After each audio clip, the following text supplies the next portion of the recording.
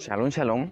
Bueno, se nos ha dicho mucho sobre que la Biblia es un libro de hombres, que es un libro pues de mentirillas, que cualquier persona lo puede escribir, que estamos siguiendo dogmas de gente muy antigua que no sirve para nada.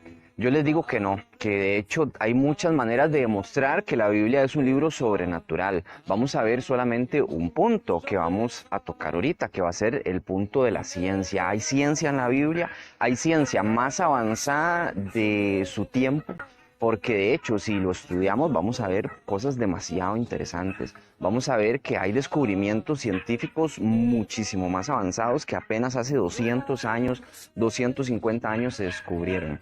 Vengan conmigo y estudiemos. Bueno, pues Comencemos con Ignaz Semmelweis, un poco difícil de pronunciar el nombre. Bueno, resulta que este hombre se le conoce como el padre de la antiséptica y también el salvador de las mujeres. ¿Por qué se le conoce así? Es un hombre, bueno, él nació en 1818 y murió a los 45 años. Él fue un médico cirujano y también obstetra. Cuando él trabajaba en el hospital, resulta que tenían la costumbre de que atendían en la morgue primero todos los, bueno, varios doctores, él estaba dentro de esa fila, y en la tarde iban y atendían partos. Resulta que la gente no se lavaba las manos en aquel entonces.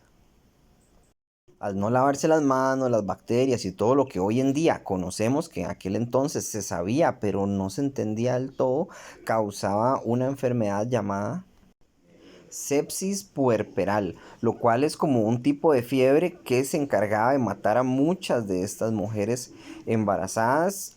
Era muy lamentable, por supuesto. Él sugirió que deberían de lavarse las manos, desinfectárselas antes de atender a estas mujeres. Muchos de sus colegas se enfadaron con él, ya que no era una costumbre hacer dicha acción. A un punto de que lo despidieron, lo sacaron del hospital, fue toda una lucha lo que él tuvo para decirle a los médicos de aquel entonces, con aquella arrogancia que tenían, que se lavaran las manos para atender a las mujeres porque las estaban infectando y la gente no quería entender eso. Ahora, comparémoslo con la Biblia. Hay que notar algo muy importante, desde el momento en que se dio todo esto hasta hoy en día han pasado 175 años, lo cual es muy poco tiempo. pero resulta que ya existía un libro que hablaba de eso. Ese libro se llama Tanaj, ¿verdad? Que es la Biblia. Acuérdense que la Torá, que son los 613 mandamientos, están en los primeros 5 libros de Moisés repartidos. Entonces ya vemos que en el Tanaj, en Levítico 11, en Levítico 15 y en otros tantos textos se habla sobre normas de aseo que iban muchísimo más avanzados, como la norma de aseo de tomar cuando la gente va al baño, ¿verdad? Y hace sus necesidades, esas cosas no había que lanzarlas a la calle como hacían en Roma, como hacían en Francia, eso había que enterrarlo y enterrarlo lejos del campamento para que la gente no se enfermara. En la Biblia no dice que era para que no se enfermaran, simplemente era para que el lugar se mantuviese puro, porque se utiliza la palabra puro e impuro. Impuro es enfermo y puro es estar bien, ¿verdad? Entonces vemos aquí en Levítico 11:24, los siguientes los harán inmundos a ustedes. Cualquiera que toque un cadáver de ellos estará inmundo hasta la noche, y cualquiera que recoja alguna parte de su cadáver lavará sus ropas y estará inmundo hasta la noche. Estos son mandamientos de aseo, ¿verdad? Que los pueblos romanos, franceses, ¿verdad? Lo que fue Roma, Francia, lo que fue Gran Bretaña, todos esos países ni siquiera se bañaban. Personas totalmente saciadas, y hasta ahorita, hace poquito tiempo, hace 200 años, estamos viendo que las personas se bañan y usan desodorante y demás. Ellos ocultaban su mal olor con excesos de perfumes. Otro mandamiento de aseo, podemos verlo aquí. Dice así Vayicrá, que es Levítico, Vayicrá 15:2. Dile a los hijos de Israel, cuando cualquier hombre tenga flujo de su cuerpo, el flujo es inmundo. Inmundo, recordemos que es una palabra que se utiliza para suciedad, para enfermedad. De ahí saltamos al 4, dice, en toda cama que la persona con flujo yazca es inmunda y todo el que sobre ella se siente es inmundo. ¿Qué es este flujo? Bueno, este flujo es posible que sea esperma, que estén hablando de esperma. Igual se habla de la menstruación de la mujer, que es inmundicia, o sea, es suciedad en todo caso, ¿verdad? Ambos casos. Dice, cualquiera que toque su cama lavará sus ropas y se bañará en agua, estará inmundo hasta el anochecer. Esto tiene dos connotaciones, en un sentido espiritual, que va a estar impuro, llamémosle, y muy importante, que tiene que lavar su cuerpo, algo que no hacían ninguna de estas culturas hace 1000 años, hace 2000 años. Estamos hablando de que la Biblia tiene 4500 años. Estos mandamientos se le entregó a Moshe en el Sinaí y están a años luz de la ciencia de hoy en día. ¿Por qué? Porque hasta hoy en día, hablemos de 250 años, 300 años, las personas se están bañando, se están lavando las manos apenas. Y aquí se le mandaba a Israel que lavara no solamente el cuerpo, sino la ropa con la que dormían, las cobijas, la ropa de cama, llamemos, las cortinas, la cama en sí, todas esas cosas ellos la lavaban porque ellos eran limpios. Cuando se dio la peste negra se daba el caso de que culpaban a los judíos de la peste negra, porque ellos sí se bañaban, lavaban la ropa, mataban a las ratas, no se las comían, porque está prohibido por la Torá comer rata, comer cerdo, comer ciertas cosas que enferman y ellos no se enfermaban las personas que eran sucias. Debido a eso y lamentablemente se dio una persecución de judíos ahí también, no solo fue en la Santa Inquisición española, ni tampoco solo fue en los circos romanos, ni solo fue con Hitler, sino que también ahí se perseguían y se mataban judíos, lo que llaman judíos, pero no eran judíos, eran israelitas. Israel se divide en 12 tribus, no en una sola que se llama judío. En Job tenemos un dato científico asombroso, algo que Job no debería de saber ni nadie. Y vea lo que dice Job. Dice en el 26:7, él, refiriéndose a Yahweh, por supuesto, él extiende el norte sobre el caos y sostiene la tierra sobre la nada. Hoy tenemos satélites, bueno, se han hecho fotografías del espacio, naves que han viajado a la luna, etcétera. Habrá gente que diga que no viajaron a la luna, bueno, no importa. El punto es que se sabe que la Tierra flota sobre la nada, porque de hecho la Tierra flota sobre la nada, flota sobre el espacio. Y atreverse a hacer una aseveración científica tan profunda en aquel entonces sin ningún instrumento era algo muy atrevido y esto quedó como la palabra de Yahweh también, refiriéndose a Yahweh en muchos aspectos, lo que dice Job y cómo lo describe. En el caso de Grecia y de Roma se creía que el mundo era sostenido por Atlas, que era un gigante. En la India se creía que el dios Kurma era el que sostenía el mundo a través de unos elefantes, que es como otra forma del mismo dios Vishnu. Los nórdicos decían que era Ymir, con los huesos de él y el cadáver de él, que se formó el mundo. Los chinos decían que era una tortuga gigante que sostenía el mundo. Y todos han hecho aseveraciones malas, científicamente hablando, pero el Tanakh no, el Tanakh atinó. ¿Cómo sabía Job eso en aquel entonces? Porque los textos de Job son antes que los de Moshe. Eso es científicamente imposible, tuvo que haber sido un milagro. Otro dato científico muy interesante que está en Job 38:16 dice así: ¿Has descendido a las fuentes del mar o has explorado los límites de las profundidades? ¿A qué se refería Yahweh con las fuentes del mar? Por mucho tiempo también los ateos se burlaron de este dato, porque decía, ¿acaso que hay fuentes debajo del mar? No tiene sentido. Esas fuentes del mar realmente eran géiseres o volcanes submarinos. Pero tenemos un grave problema. ¿Por qué? Porque en ese entonces no había submarinos, no había una manera de bajar tanto a las profundidades del mar para saber que existían géiseres. De nuevo, ¿cómo sabía Job eso? Aún así, es un dato avanzado muy interesante. Recordemos que la Biblia en hebreo, no en otros idiomas, se tradujo letra por letra idéntico. Nadie nunca manipuló la Biblia en hebreo, en los demás idiomas sí. Eso es un dato importante también. Entonces, en esa fotografía que les estoy mostrando, les presento la isla de Hunga en un lugar llamado Tonga. Sé que suena muy chistoso, pero bueno, así es como se llama. Resulta que estos volcanes submarinos o géiseres submarinos explotaron con mucha fuerza y formaron una isla nueva. Esa isla no existía hace poco. Hay personas que dicen, ¿cómo se formaron los continentes en miles de billones de años? Ya tenemos un video que habla sobre los miles de millones de años en la Tierra, que eso no es posible científicamente hablando. Y quería añadir este tema, ya que no lo mencioné en el video pasado. Esto explicaría cómo es que se forman los continentes y no con procesos largos e intermedios. Entre más ciencia sepamos, más confirma la Biblia. En Crónicas 2, bueno, segunda de Crónicas 26:14, conocemos al rey Uziyac. Uziyac se dice que fue un rey justo a los ojos de Yahweh, reinó 52 años. Cuando uno reina conforme a la voluntad de Yahweh o vive conforme a la voluntad de Yahweh, Yahweh lo prospera. Este va a ser el mismo caso, pero vamos a ver un dato científico interesante. En el 14 dice, Uziyac los equipó al ejército completo con escudos, lanzas, cascos, armaduras, arcos y ondas. Desde aquí vamos completamente normal, que eran las armas de la época. En el 15 dice, en Jerusalén él hizo mecanismos diseñados por expertos para las torres y ángulos, desde los cuales tiraba saetas, lanzaba piedras grandes, su fama se extendió a lo ancho y a lo largo, porque él fue milagrosamente ayudado hasta que se fortaleció. Dice, milagrosamente ayudado. ¿Y qué hacían estos expertos? Hacían armas que lanzaban piedras grandes y lanzaban flechas enormes. ¿Qué es esto? Esos son catapultas. Las catapultas en ese entonces no existían.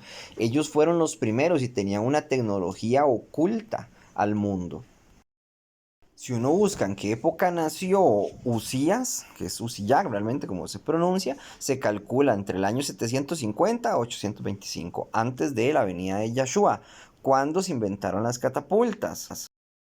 Si buscamos información podemos encontrar estos datos. Dice, una catapulta es un instrumento bélico utilizado en la antigüedad para el lanzamiento a distancia de grandes objetos a modo de proyectiles. Fue inventada probablemente por los ingenieros de Dionisio. Ve cómo le dan honor a los griegos y a los romanos, pero a Israel no le reconocen nada, por supuesto. Y dice que fue en el año 400 AC, o sea que Israel ya la había utilizado e inventado 450 años antes de que ellos empezaran tan siquiera a utilizarla. Y eso les da un poder armamentístico enorme. Y para que no les pase un error, digamos, al hacer los cálculos pasa esto. Hay personas que van a decir 800 es más que 400, entonces vinieron tarde, por supuesto. No, no es así. Es al revés. Recordemos que los años nosotros los contamos así, 1, 2, 3, 4, y va para adelante los años después de la muerte del Mashiach. Pero los años antes del Mashiach se cuentan desde el Mashiach para atrás. O sea, un año antes de la muerte del Mashiach es 1. 2 años antes de la muerte del Mashiach es 2 y así se van yendo hacia atrás, hacia atrás, hacia atrás, ¿verdad? Eso significa que 850 años es muchísimo antes que 400. Es un poco confuso explicar, pero espero haberme dado a entender bien. Si no, busquen más información. Otro dato muy interesante que está en Mishlei, en Proverbios 8, 26, 27. Aquí se está hablando de la sabiduría de una forma poetizada. Dice así. Él aún no había hecho la tierra, los campos, ni aún los primeros granos de polvo de la tierra. Cuando Él estableció los cielos, yo estaba allí con Él, cuando Él trazaba el círculo del horizonte sobre el abismo. Este texto fue escrito por Shlomo, por el rey Salomón, hace más o menos como 3000 años. ¿Cómo sabía Shlomo que la tierra era redonda? Porque dice que se trazó el círculo en el abismo. El abismo puede ser o el fondo del mar, o el infierno, o el universo. Depende del contexto del texto. En este caso se está hablando de la tierra y el contexto es que se trazó el círculo sobre el universo. Aquí tenemos al profeta Yesaya, mal llamado Isaías, el cual también habla de que la tierra es redonda. Esto se escribió más o menos hace 2700 años atrás. ¿Cómo sabía Isaías que la tierra era redonda? Dice así en el 40:22, aquel que se sienta por encima del círculo de la tierra, para quien sus habitantes parecen langostas, extiende los cielos como una cortina, los despliega como una tienda para habitar. Obviamente ese texto está poetizado, pero a pesar de que esté poetizado, está diciendo cosas que son muy veraces, como el círculo de la tierra. Yesaya, Shlomo, Job están dando datos científicos que ellos no deberían de manejar. Esto nos dice que hay un ente superior que les está inspirando o dando información de más. Lo que vamos a leer es segunda de Shmuel. En esta época reinaba el Melech David, el rey David. Se calcula igual, más o menos unos 3050 años, 3100 años aproximadamente. Dice así, los canales del mar fueron vistos, los cimientos de la tierra fueron expuestos a la reprensión de Yahweh, al golpe del aliento de su ira. ¿Qué nos dice importante? Que hay canales en el mar, en los cimientos de la tierra hay canales. ¿Cómo sabía esto Shmuel si en ese tiempo de nuevo no habían submarinos? Observemos aquí una fotografía del fondo marino. ¿Cómo hizo Samuel para bajar tan profundo para saber que habían canales ahí? Vean qué interesante este mapa. Esto lo descubrió una mujer que se apellida Trapp, que es de Michigan. Ella nació en 1920, pero en 1959, hace 64 años, ella descubrió que en el fondo del mar habían grietas muy profundas que recorrían toda la Tierra. Esto hoy en día, gracias a las fotos satelitales y demás, se sabe a ciencia cierta de que así es y de que hay grietas por todo el planeta Tierra. ¿Cómo carajo sabía Samuel que estas grietas estaban por todo el planeta Tierra? No podía saberlo. Lo que se nos dice o se nos sugiere es que hay un ser superior que lo está guiando intelectualmente para él poder entender dichos datos científicos. ¿Y cómo se formaron esas grietas según Bereshit, según Génesis? Bueno, pues aquí está. Dice así, en el 27º día del segundo mes, a los 600 años de la vida de Noaj, todas las fuentes del gran abismo fueron rotas y las ventanas del cielo fueron abiertas. Algo en lo que los ateos tienen razón es que por más que lloviese en el diluvio, no se hubiese podido cubrir todo el planeta Tierra de agua, es verdad. Pero aquí está la respuesta. Dice que en ese día, cuando las ventanas del cielo fueron abiertas, dice que las fuentes del abismo fueron rotas. ¿Cuáles son las fuentes del abismo? Bueno, estas grietas, y salió agua desde las profundidades de la tierra y partió a la tierra. Ahí fue donde probablemente la partió, de ahí es donde sale esa idea de Pangea y todo ese asunto. Puede que sea verdad, puede que no, pero bueno, el asunto es que salió mucha agua, tierra, es lo que le llaman sedimento, que es una mezcla entre agua y tierra, y eso fue lo que sepultó a los dinosaurios. No fue un cometa, no fue una era glacial, sí hubo una gran catástrofe, pero esa catástrofe está en el Tanaj, y se nos dice científicamente que sucedió a través de estas grietas, y también lo podemos ver registrado en el Tanaj. Otra cosa, hay gente que dice que esta historia de Noaj es un cuento de hadas, pero resulta que más de 250 civilizaciones distintas registran la misma historia.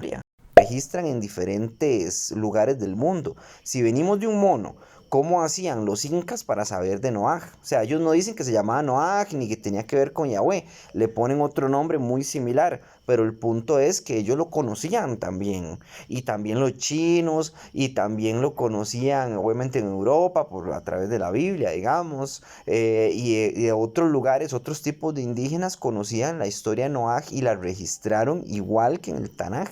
Entonces no fue que el Tanaj le copió a ellos, sino que más bien ellos le copiaron al Tanaj porque ellos descienden de Noé también.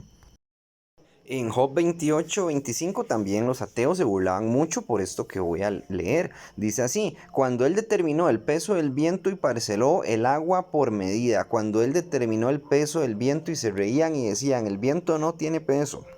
La Biblia es un libro de hombre, está llena de mentiras y es anticientífica. Oh, sorpresa, sorpresa, sí tiene peso el viento. Y la medida del peso se las voy a poner aquí en pantalla, porque francamente es muy difícil de pronunciar.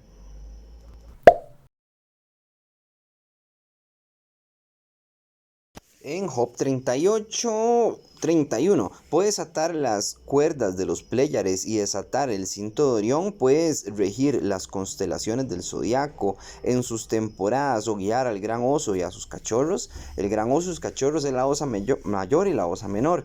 Entonces, ¿cómo sabían ellos de constelaciones? No deja de ser un dato científico, esto es astronomía. Y sí es cierto, Egipto también conocía astronomía y otras culturas como la China, pero no deja de ser asombroso y no deja de ser un dato científico. Vean, este dato también es muy sorprendente y está en Job 36:27. Dice, Él hace las gotas de agua que se condensan en la lluvia de su niebla. Las nubes las vierten en abundancia sobre la humanidad. Pareciera poca cosa este texto. ¿Y qué es lo que está hablando aquí? Bueno, está hablando del ciclo del agua, Irán, pero es que es muy obvio, las nubes lanzan agua, el agua se condensa, se convierte en niebla y la niebla de nuevo vuelve a las nubes y es un ciclo, pero resulta que el ciclo del agua no se entendía antes. Fue en 1580, apenas hace 443 años, que se entendió el ciclo del agua con un hombre que se apellida Palissy. Este Palissy, que era francés, pareciera que también se conoce como Pierre Perrault. En la Biblia ya estaba, en Job ya estaba el ciclo del agua. Y dirán, es muy obvio, es muy tonto, pero no, no es muy obvio, ya que no lo sabían. Apenas hace 440 años acababan de entender cómo funcionaba, pero en la Biblia ya aparece y esto es una aseveración muy importante lo que hace el Tanakh. Al decir que el agua se condensa, que se convierte en niebla, la intención del video es que las personas entiendan que el Tanakh es un libro sobrenatural, que no es un libro común y corriente. Si tienen algún otro dato que a mí se me esté escapando, pueden dejarlo en comentarios y hablarlo conmigo. Por el momento yo me despido, que Yahweh los bendiga en el nombre de Yeshua. Shalom, Urahot, paz y bendiciones.